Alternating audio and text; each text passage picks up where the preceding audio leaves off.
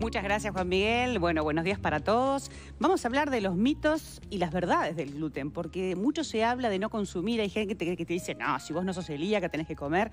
Bueno, tenemos a la doctora Cecilia Vítola. Ella hace medicina integrativa y la verdad que es un placer tenerla porque siempre ha sido muy clara hablando de estas temáticas. ¿Cómo estás, Ceci? Bienvenida, un placer. Tú, María, gracias por la invitación. Vamos a empezar por decir qué es el gluten, porque a veces hablamos pero no sabemos ni lo que hablamos, ¿verdad? Bien. El gluten es una familia de proteínas presente en el trigo, cebada, centeno. No está en la avena, que antes se hablaba que la avena sí estaba. La avena tiene otra proteína que se llama avenina, que puede también generar dificultades. Total de que esta familia de proteínas, sobre todo está por la gliadina y la glutenina.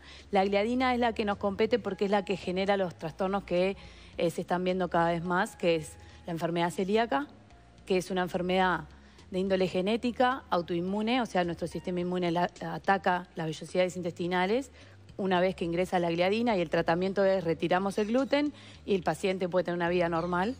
Después están las sensibilidades alimentarias, que es también pone en marcha al sistema inmune, pero no son los mismos anticuerpos, es anticuerpos IgG, y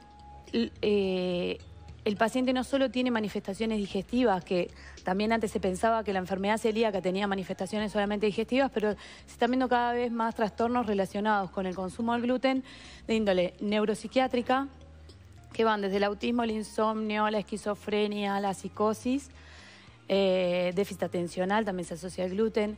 Después, trastornos digestivos. Perdón que te interrumpo. Sí. La gente que se inflama y se siente mal, sin ser celíaca, porque de repente se hizo el estudio, pero nota que cada vez que consume, no solamente harina, porque vamos a aclarar, el gluten hoy está presente en casi todo, sí. Porque solamente lo que no tiene gluten es lo que tiene la etiqueta donde dice sin gluten, pero básicamente todo lo demás tiene gluten. Esa gente que se inflama cuando consume no solamente pan, ¿qué es lo que le pasa? Ahí el tema es que el pan tiene carbohidrato y tiene el gluten.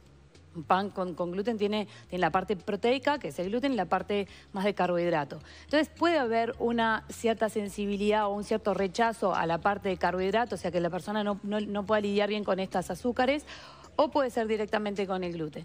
Más allá de la ciencia, viste que yo siempre digo, experimentá, probá 14, 20 días, un mes, retíralo a ver cómo te sentís. Ahora, casi siempre lo asocian a manifestaciones digestivas y no, puede haber dolores articulares, puede haber dermatitis, puede haber acné, puede haber cansancio en relación al gluten, puede haber parestesias, hormigueos en manos y pies que están relacionados con esto. Entonces siempre la invitación es a retirarlo, a ver qué pasa. Una vez que se vuelve a incorporar, si aparecen estos síntomas que trascienden la parte digestiva, que va desde hinchazón, diarrea, estreñimiento. El estreñimiento es muy frecuente en nuestro país y también tiene que ver con lo que estamos comiendo. Entonces, siempre va a ser probar a ver qué pasa. Y más allá de que los estudios te den negativo a la celiaquía, porque la celiaquía mide unos anticuerpos. Entonces, no sos celíaco, pero podés ser sensible. Claro. Y ser sensible quiere decir que se pone en marcha tu sistema inmune, estás agobiando tu sistema inmune 4 veces al día, porque 4 veces al día comemos, mínimo, y la mayoría de las veces es con gluten. Entonces, también cuando decían, ay, pero el gluten antes no nos generaba nada y ahora sí, bueno, porque hubo modificaciones del gluten, ahora son híbridos, que no es la misma carga proteica que tenía antes que la que tiene ahora.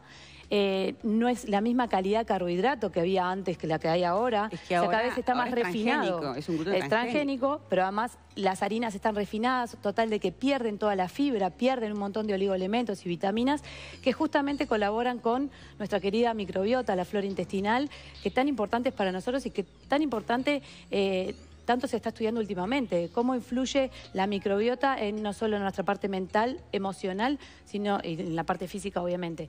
Pero que al consumir determinados productos también estamos alterando la mucosa del intestino, por ende la microbiota, por ende poniendo en marcha el sistema inmune, que el 70% está en el intestino, complicando la absorción de nutrientes. Por eso estamos cansados. Bueno, pero si no estás absorbiendo bien, porque hay productos que te están dañando la mucosa, es como el cansancio también está muy asociado, ¿no? El agotamiento, la fatiga, la recuperación muscular al consumo de Bueno, me hiciste acordar de Novak Djokovic, el tenista, que le escribió un libro que se llama El secreto de un ganador, que él estaba jugando y se caía.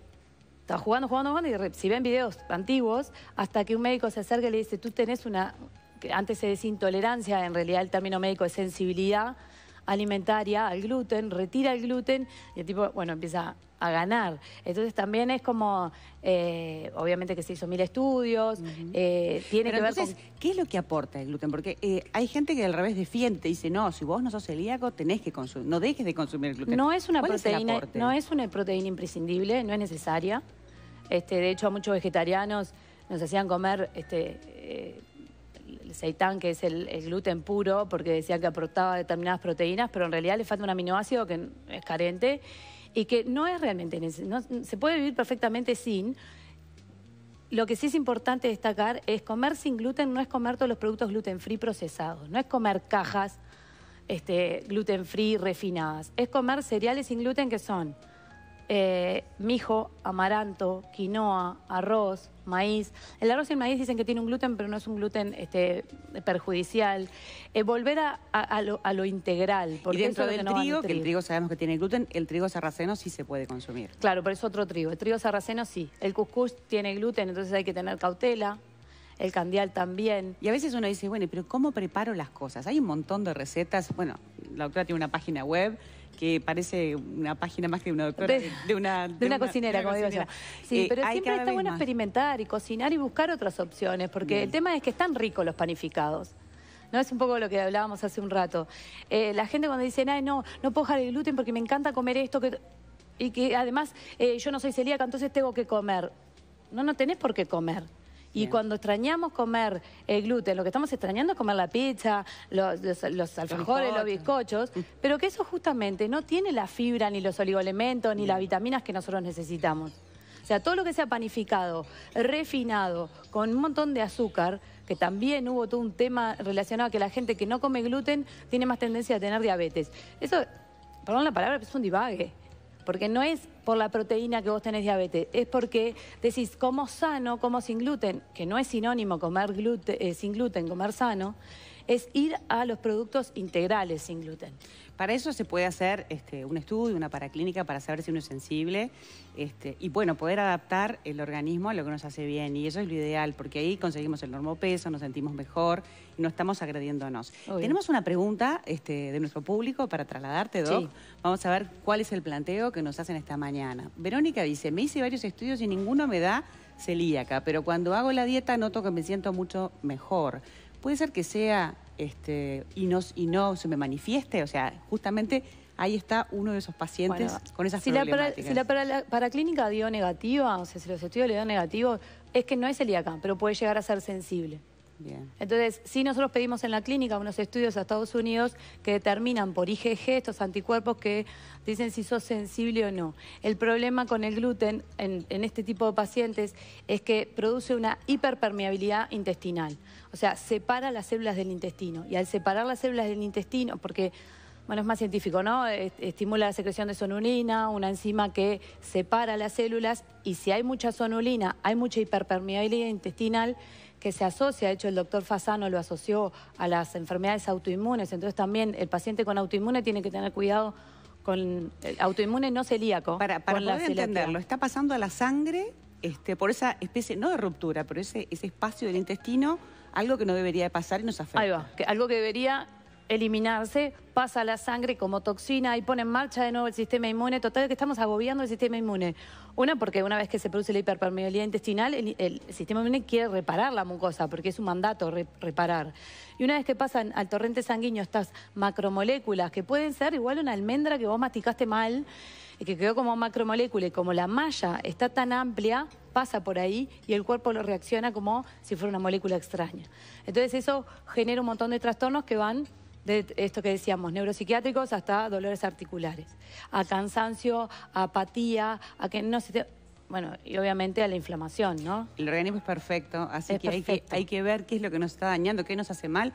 Y a veces es con la alimentación. Modificando la alimentación podemos dejar de tomar un montón de remedios y sentirnos muchísimo mejor. Por Bueno, eso nos hay encantó muchos de hablar. testimonios de pacientes que retiran, que estamos retirando, de hecho pacientes en la clínica también, los fármacos una vez que reparan su mucosa intestinal. Entonces no alcanza solamente con retirar el gluten, sino con darles probióticos, reparar la mucosa intestinal con determinados alimentos también que ayudan, como el caldo Eso no de quiere hueso. decir no comer carne, ¿no? Porque digo, para cerrar esta nota, No. a veces el uruguayo te dice, pero no puedo comer solamente lechuga. Bueno, el tema es comer sano y por eso vamos a seguir conversando contigo, Cecilia. Ha sido un placer. Muchas como gracias, siempre. María.